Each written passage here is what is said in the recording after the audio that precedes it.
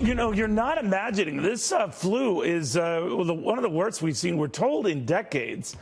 Young people dying, people otherwise you wouldn't expect would be ending up in the hospital are in the hospital, and they can't seem to get a handle on it. To West End Medical Group surgeon Dr. Kelly Powers. Doctor, thanks for taking the time. Why is this particular strain, or at least maybe it's not just one strain, doctor, so virulent? That's right. Good to be back, Neil. Thanks for having me on. Public health authorities are saying it's the most widespread outbreak in over a dozen years. And you're absolutely right. This one is much more virulent, the virus, the strain. The mutation is actually called the H3N2. And although the flu vaccine, and we're all encouraged to get it, sometimes it's based on a prediction, and sometimes we don't always get it right.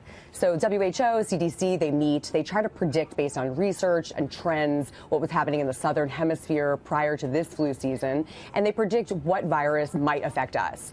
So the H3N2 is actually very virulent and unfortunately not that effective with the virus.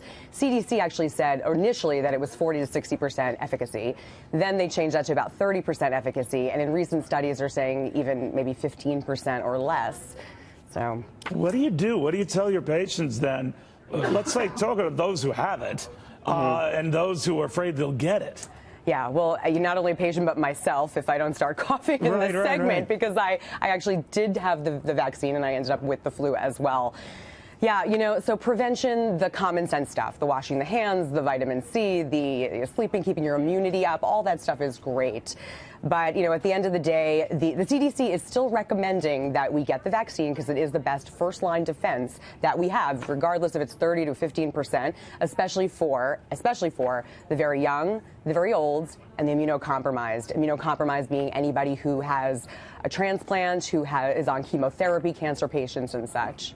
What is happening to all these healthy people, though, doctor, who are ending up in the hospital, and some, including young, otherwise very healthy people, one an athlete, I mean, die? Yeah, you know, it is a little bit perturbing. I mean, it's definitely confusing. As a medical professional, I don't have their medical records. I didn't examine them. I don't know exactly what their past medical history is. So a lot of times, though, I'm reading in some of these articles that are coming out. I know there was recently a little boy in Connecticut who died at 10 years old from the flu. But when looking at the research a little more in the article, basically the flu had turned into pneumonia, which then he ended up with sepsis. So it wasn't the flu that had caused the fatality, but rather a secondary effect. Now, weather and all that, we've had extreme cold and then just a warm up, and we're going to deal with that again. How much does that enter into things, and what do people have to do? Yeah, I mean, it could be related to the cold itself, the weather. I know we've all had this Arctic blast, but again, it happens. It's just we're unfortunate that this influenza B H3N2 virus is really virulent, and unfortunately, the vaccine is just not that effective this season. All right. Well, doctor, thank you. Very handy advice. But all those people got the flu shot and saying, hey, what the heck? Including me. Exactly, right? Doctor, thank you very, very much.